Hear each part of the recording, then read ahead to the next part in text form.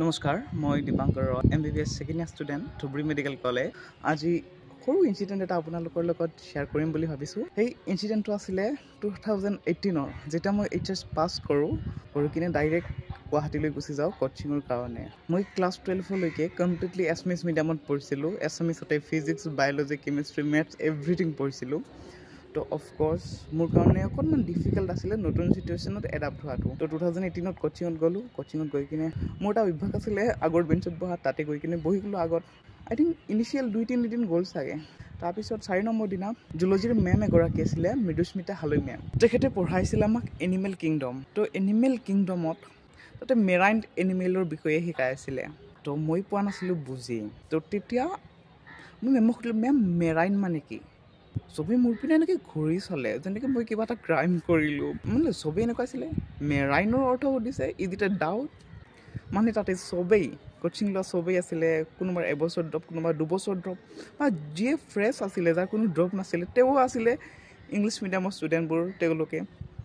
চ' তেওঁলোকৰ কাৰণে এইটো কোনো ধৰণৰ ডাউটেই নহয় মেৰাইন MARAIN মেৰাইন শব্দৰ অৰ্থ হৈছে লুণীয়া পানী বা সাগৰক বুজায় মেৰাইন সেয়েহে মেৰাইন এনিমেল ইয়ানি সাগৰীয় প্ৰাণীক বুজায় সেইটো ৱৰ্ডে তো সবেই যেতিয়া ঘূৰি চালে মই এম্বাৰেছ ফিল কৰিলোঁ বাট মেমে মোৰ কাষলৈ আহিলে আৰু মেমে মোক বুজালে যে মেৰাইন মানে যিবোৰ এনিমেলে সল্টি ৱাটাৰত থাকে বা সাগৰত থাকে তেওঁলোকক মেৰাইন এনিমেল বোলে যদিও বা গোটেইবোৰে মোক এটা লুক দিছিলে কিন্তু মেমে মোক একো লুক দিয়া নাছিল বা মোক মেমে আনকমফৰ্টেবল ফিল কৰা নাছিলে মেমে মোক বুজাইছিলে চ' এইটো এটা এনেকুৱা ইনচিডেণ্ট আছিলে যেতিয়া মই পিছত গম পালোঁ তাৰ মিনিংটো এইটো কিমান বেছিক ৱৰ্ড হয় এইটো কোনো ধৰণৰ ডাউট হ'বই নালাগে for student who have passed HS তাৰ কাৰণে কোনো ধৰণৰ এইটো ডাউট নহয় একচুৱেলি মেৰাইন ৱৰ্ডৰ অৰ্থ কি তো চবেই ভাবিছিলে কেনেকুৱা ল'ৰা মেৰাইন শব্দৰ অৰ্থ সোধে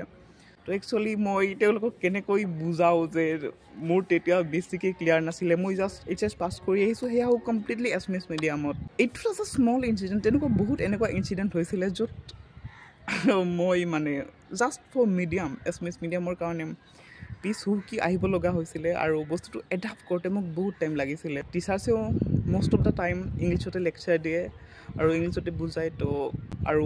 বেছিভাগ টিচাৰ বাহিৰৰ আছিলে তো তেনেকৈ প্ৰব্লেম হৈছিলে মোক বহুতখিনি তো আল্টিমেটলি গৈ কিনে মোক 1 বছৰ 2 বছৰ 3 বছৰ 4 বছৰ 5 বছৰ সময় লাগিলে আল্টিমেটলি MBBS পোৱালৈকে আল্টিমেটলি সময় যিমানেই নালাগক এইমটো আছিলে মেডিকেল কলেজত পঢ়া আল্টিমেটলি এতিয়া by the grace of God পঢ়ি আছোঁ তো ক'বলৈ বিচাৰিছোঁ যে medium can not be a Barrier